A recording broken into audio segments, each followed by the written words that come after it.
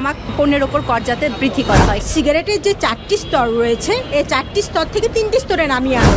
আমরা চাচ্ছি যে সিগারেট খাওয়াটা যেন কমে আসে। আমরা এখানে উপস্থিত হয়েছি, আমাদের সকলের একটাই দাবি 2025-26 অর্থ বছরে যে বাজেটে তামাক পণ্যের ওপর কর যাতে বৃদ্ধি করা হয়। কেন তামাক পণ্যে আমরা যে দেখছি তামাক পণ্য অনেক সহজলভ্য হয়ে পড়েছে, বিশেষ করে তরুণদের জন্য।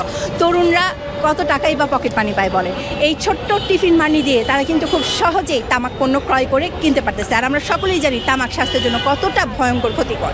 প্রতিদিন 442 জন মানুষ মারা যাচ্ছে এই তামাক সেবনের কারণে। আমরা চাই সবাই যাতে সুস্থ থাকুক এবং তামাক কতটা ক্ষতিকর এটা যাতে সবাই জানুক। আমরা জানানোর চেষ্টা করছি সবাইকে, মানুষ জানছে, যারা যারা বুঝতে পারছে তারা এটা থেকে বের হয়ে আসছে এবং তারাই আসলে দাবিগুলো। বান্ডেল থাকলে প্রতি সেনমানিতে টাকা বাঁচবে। বিকাশ সেনমানি বান্ডেল কিনে জিতুন প্রতি লেনদেনে। আমাদের দাবিগুলো হচ্ছে সিগারেটের যে 4টি স্তর রয়েছে, এই 4টি স্তর থেকে 3টি স্তরে নামিয়ে আনুক।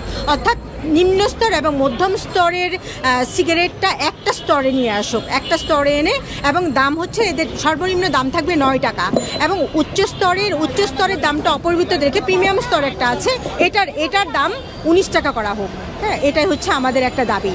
আমরা চাই এই জায়গায় অন্তত তামাক পণ্যের উপর করটা বৃদ্ধি করা হোক, সাধারণ মানুষের নাগালের বাইরে যাওয়া হোক এবং এই পণ্য যাতে একটা সামঞ্জস্য তৈরি হয় আয় এবং ব্যয়ের মাধ্যমে। আমাদের মূলত দাবিটা হচ্ছে, আমরা প্রত্যেক মুহূর্তে দেখতেছি যে সিগারেটের যতটা দাম কম, মানুষ ততটা কিন্তু ইউজফুল হচ্ছে।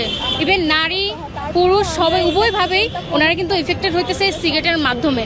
আমরা চাচ্ছি যে আমাদের এই সংস্কারের মাধ্যমে যেন নারীরা এবং পুরুষেরা যে সিগারেট খাওয়াটা যেন কমে আসে, সেই ক্ষেত্রে দামটা আরও বাড়াতে হবে। দাম বাড়ালে ওনাদের খাওয়াটা কিছু অন্তত কমতে পারে। মাদকদ্রব্য হচ্ছে আমাদের দেশের অর্থনীতির দিক থেকে পিছিয়ে আছি আমরা। এটার জন্য আমাদের সমাজটা আস্তে আস্তে করে পতন হয়ে যাচ্ছে। এটার আমরা পরিপ্রেক্ষিতের জন্য আজকে মানববন্ধন করতেছি।